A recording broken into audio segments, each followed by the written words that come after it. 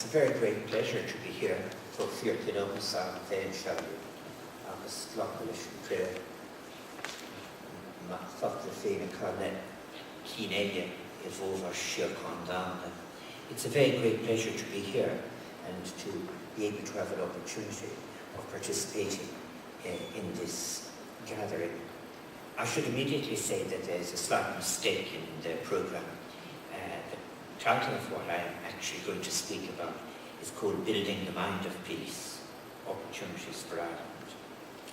I am indeed so pleased to join all of you in celebration of the 30th anniversary of the Declaration of the United Nations International Day of Peace, a day dedicated to commemorating and strengthening the ideals of peace and the avoidance of war within and among all nations and people. When I decided on the title, Building the Mind of Peace, I was minded of Joseph Needham's words, the man who founded UNESCO, who wrote that wars begin in the minds of men, and that is where peace needs to be built. So I've thought about the implications of this when I got the invitation to speak. And the question I put to myself, what are the requirements of such a noble ethical achievement? And I would like to make some suggestions in this regard.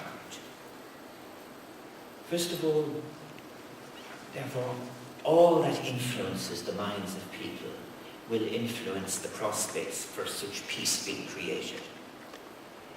May I say immediately that if we have a version of economics that is allegedly rational, but is irrational in its consequences, that is a factor that we cannot afford to ignore. I've said it is necessary to respect complexity so that the same paths to peace are neither appropriate nor will they function in different circumstances. The dynamics of memory, the memory of conflict, the sources of conflict differ in different parts, so there isn't a single formula. It makes it very difficult to describe quantitatively, even as you have had it presented to you. Who could not be moved by the benefits of peace or the benefits of the reduction of conflict as you have just presented? But if one was to try to get to the ground, as I'm trying to do, to try and raise the questions that constitute, to some extent, the obstacles, I think it is necessary, as I've said, to respect complexity. By that I mean there isn't a single source to a conflict. I have had the experience over 40 years of visiting areas of massacre, areas of great famine like in Somalia 20 years ago, areas of transition and hope later lost, such as the transition from dictatorship in Salvador and transitions from dictatorship in Nicaragua, the wonderful, joyous moment of the overthrow of dictatorship in Chile, the struggle of people in Turkey. And all of these I will talk about in a moment, not in detail, but because they raise moral issues for myself in terms of what kind of response do you make. I'm worried about description. I'm worried about descriptions that do not go to the root of the moral question, which is the one of, for example, is our approach rational, or does it carry irrational elements within it? I can be more specific as well. The creation of peace cannot be divorced from history, nor from the critical relationship between history, economics, philosophy, ethnicity, and religious beliefs. It is important, if we are to use the discourse of human rights, for example, that we realize that there is a strong element of the human rights discourse that assumes that it is a rational achievement from what is regarded as the European Enlightenment. It is also a fact that there are many people who believe that their essential humanity, experienced through their heart, is revealed to them. That revelation is as important as rationality. We cannot forever imagine that a lesser scholarship will do peace studies or a lesser scholarship will do development studies, or a lesser scholarship will do human rights discourse. They are all connected.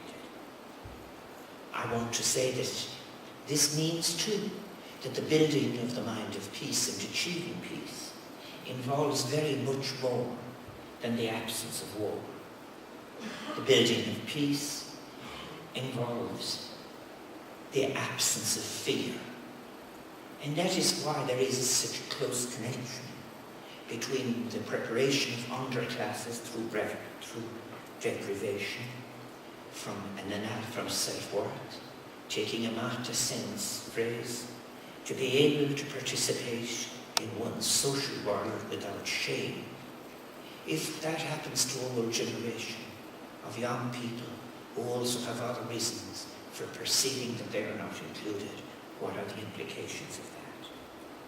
The absence of fear, where we do encounter it, involves the recognition of a fundamental dignity. And perhaps that is the only concept that I say now after 30 years in the human rights area that travels across all cultures and all circumstances: dignity.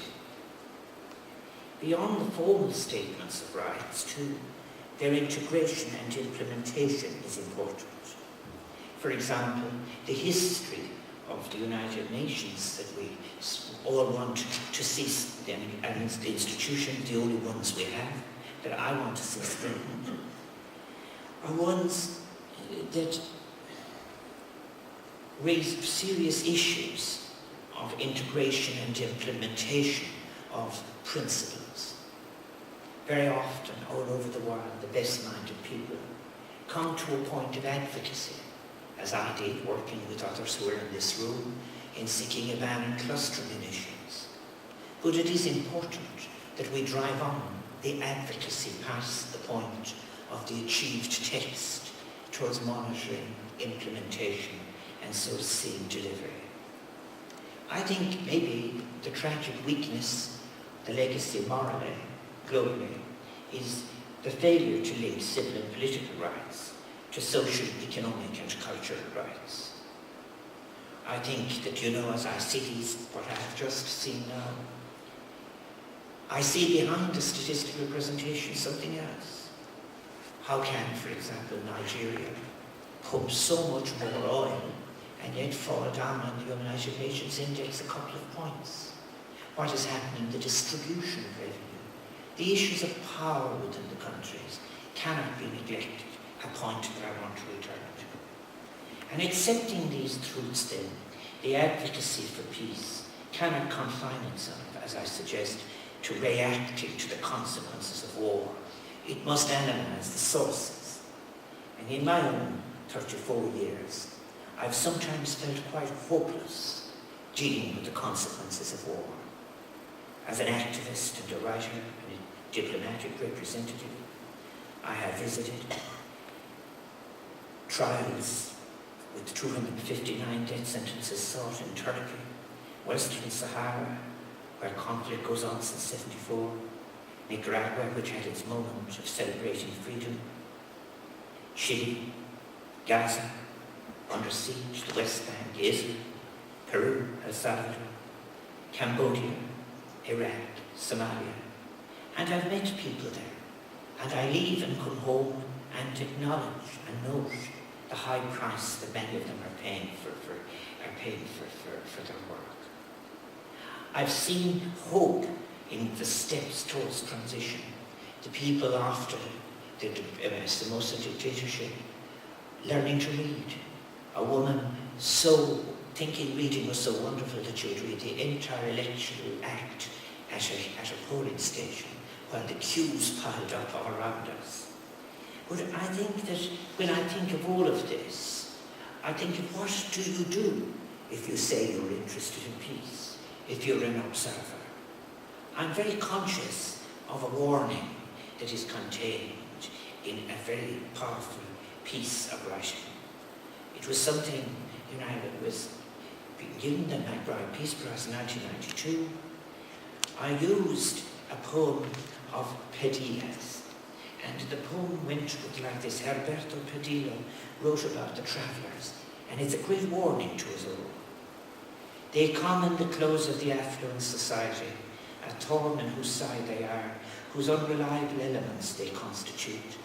Fitted out with academic titles, writing books for the Department of Sociology of the best universities, which underwrite the cost. They get their visas in a jiffy, are informed about anti-war campaigns, about protests against the Vietnam War. In short, they are treading the righteous paths of history, while they lounge in the shiny seats of the international airports. Each flight they take an illegal act, they feel pleasantly subversive. Their conscience is clean.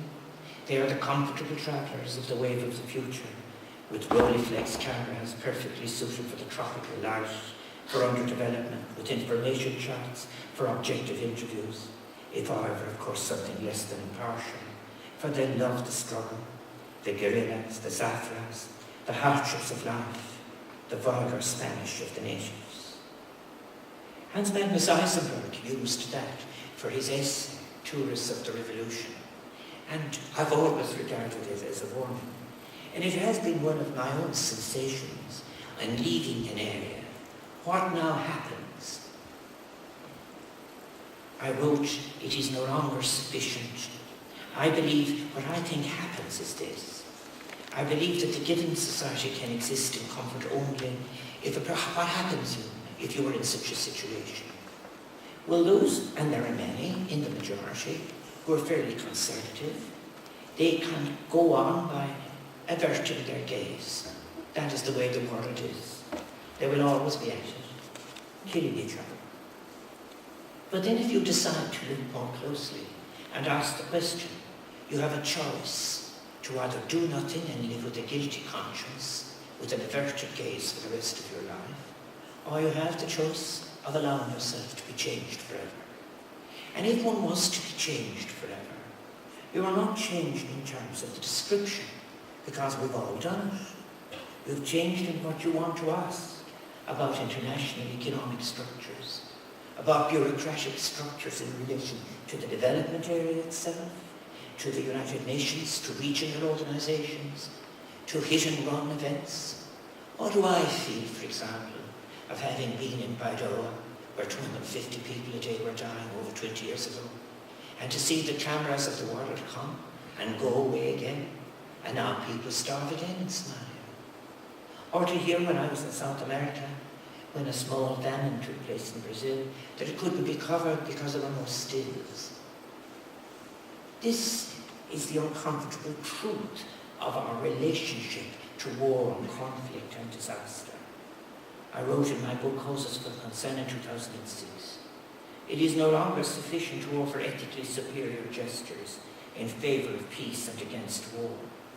It is essential for all defenders of human rights to offer a critique, a map that would show how it is that many potentially good people acquiesce in acts of war, terror, economic exploitation, patriarchy, willful torture, forced famine, degrading job destruction, poverty and exclusion against their fellow human beings. There is a public need for moral courage, for rage, agitation, organisation and struggle in favour of this humanistic project. It is not, I repeat, sufficient to make the ethical case for peace and simply to assert the moral superiority of such a position. By contrast, I believe that it is essential for peace movements to interpret the conditions that have made possible the acquiescence of so many in so many different countries at so many different times in constitutional arrangements that have sustained and reproduced a systematic, pervasive and corrosive violence in so many conflict zones in our world. Peace movements must be a focal point for action, and they must develop even more their critique of how fear is embedded in what is called the socializing institutions of their own countries. Socializing institutions of family, education, workplace, state and even community. So building the mind of peace is not about changes in legislation or systems in governments only. It is not only about the placing down of arms and the taking up of ballot papers. It is also about changes in administration, changes in the way we treat each other, most importantly about changes in consciousness. That shift in consciousness towards a mind of peace means a respect for, as I've said, the fundamental dignity and equality of each human being, seeing them not as a symbol, but as a fellow human being. It also requires a recognition that it is by working together in a shared or even a contested space that we can begin to move forward. Emile Kadzin, in his diary published last year by Yale, speaks of coming out after Labour had won the election in 1945 in a bombed site in Britain, and saying suddenly as all the efforts are going on, of the difference between working in a collective sense and something emerging from it that was greater than all the individual efforts, and the difference between that and going out and feeling afraid in a public space. Who is involved in the building of peace is important. Not just the former combatants, though they need to be there, but also those who have tried to survive in the spaces between war. When I was in Colombia last year, one of the most frightening things about it was that an alleged decommissioning had taken place in certain areas, where women were still being forced to give up their sons, now to protect the traffic of narco-traffic. And in that, when the woman speaks out of her heart, and to Buenaventura, and she says, "I am so glad you came," desperately waiting for someone to hear that no, the conflict was not over, that it required deeper changes. I think the women's groups, the communities, the civil society, there are so many places where all this has to happen. One of the more deadly strains running through, however, that obstructs so much of this, is the suggestion that conflict is inevitable, or that authoritarianism is inevitable, or that there is a single superior version of rationality that is only to arrive at these dark places.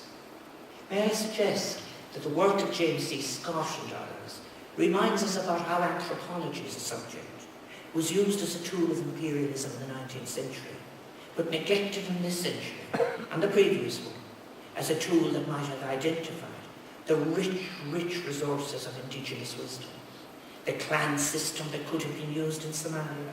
In addition to that, in relation to all the other forms of medicines that could have been used by respecting indigenous wisdom. People who had remembered differently because they had a different experience.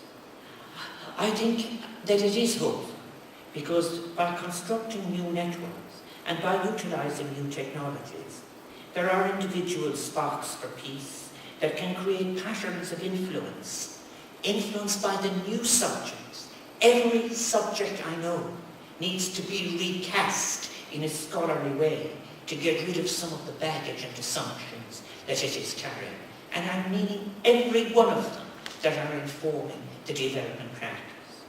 And I think as well, in relation to the state, we have to realize if I, as somebody who was elected, and do not say that I am lesser, I refuse to say that, because I have submitted my name to the electorate or because I have become a member of a party that I in turn influenced in the development area. I think that I want to say that the state have a role. The state's authority merged with other states enables us to make a coherent response at the very highest level. But there are places where the partnership between the civil society and the state is incredibly important. Both have allowed the Chicago School of Economics to be accepted as a single inevitable version of progress in economics in the world. Few have the courage to stand in front of that building and say, from that building people went to tell the army, to tell Pinochet how to run Chile at the cost of Chileans. Prizes from around the world have snowed down on different people who have participated in actions like that. You cannot have it both ways.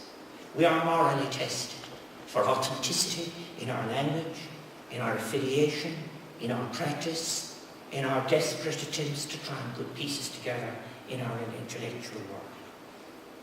What I find striking, by the way, as far as the media is concerned, in the coverage of current international conflict, is the complete disrespect, exclusion of all the things I've mentioned about native peoples, peoples under threat, peoples who are the most immediate victims of climate change. I had a powerful example presented to me when I was participating, making a documentary at the United Nations Conference on Economics and Development in Rio. there, Maurice Strong, Assistant General Secretary of the United Nations, had arranged for the Business Council for Sustainable Development to be given full membership as if it were a state. In a boat run by Greenpeace, were all of the atolls and all of the smaller countries in the Pacific who were immediately in threat from the rising sea level. That was just simply one of those logical consequences of empire not challenged, of imperialism not challenged, of colonization not challenged. So can you have all the ethics without asking the hard questions? I believe not. I've often asked myself also the question as to whether it is possible to aspire to a universal ethic.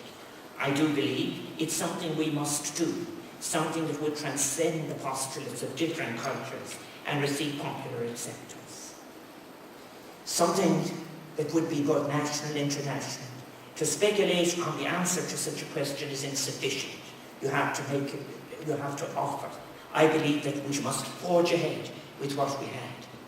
And I believe that this will happen to countries at home as well as what they're trying to suggest abroad. Who could not be moved by the courageous, admirable and powerfully moral reaction of the Norwegian people in their recent circumstance, which said, we will not be driven from our path of peace. We will be more peaceful, more open, more democratic, and we will offer that legacy of memory of tragedy onto the next generation. That is a powerful effort in itself. I believe we must all seek to work, but seek to eliminate internally the sources of conflict. Yes, there are things we as parliamentarians, and I was there for more than 30 years, do. I am happy about what Ireland does abroad. It's that part of our reputation that is undamaged. Peace building, peacemaking. But there are other things that we could now do. We could, for example, develop new skills in relation to, rapid response to humanitarian needs. That airport that was used to facilitate soldiers coming through for Iraq could be used now in a powerfully different way. As well as that, we could give a lead in scholarship in putting the indigenous rights back into the discourse. There are technical things that we can do in assuring the debate on climate, for example, that we offer to redress the technical imbalance. Above all else, we should not participate in the current incredible attempt to privatise land in so much of the developing world. We should try and enable those women in Africa, for example, who till most of the day, 80% of the tillage, but none of the rights, and show that we will be in favour as a country that struggle for our own land for a version that will be honourable. I think we need also, as well as that, to try and move on in the descriptions of a bureaucratic kind to qualitative indices. And I think in all of this, which is very important, we should realise that that thing which is universal, on a day which we are devoted to peace, every now and again, in villages everywhere, they play their drums, they play music, and they sing songs that are always being recreated in a creative way into our common, shared, vulnerable planet. For all these reasons, there is no greater moral project into the next decade than of trying to continually see at micro level, at macro level, at institutional level, and in every part of the discourse, the challenge of building the mind of peace. Fermin.